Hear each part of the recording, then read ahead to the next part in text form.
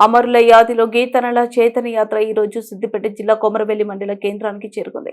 కొమరవెల్లి గీతన్నల చైతన్య యాత్రకు మాజీ మంత్రి వర్యులు శ్రీనివాస్ గౌడ్ సంఘీభావం తెలిపారు. అనంతరం గ్రామంలో బైక్ ర్యాలీ నిర్వహించి మల్లికార్జున స్వామి దర్శనం చేసుకోవడం జరిగింది. కళ్ళు గీత కార్మిక సంఘమే బయటికి వచ్చి అమలు చేసేటట్లు ఒత్తిడి చేసి కార్యక్రమం చేస్తుంది కనుక పార్టీలకు అతీతంగా అందరూ కూడా వీరికి మద్దతు తెలపాలి.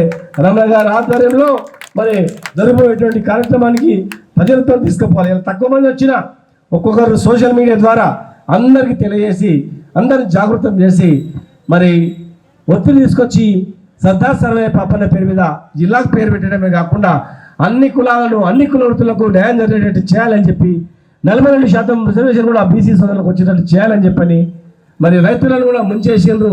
రైతు బంధు పోయింది, రైతులు కూడా రోడ్డు మీదకి వచ్చేసిండ్రు.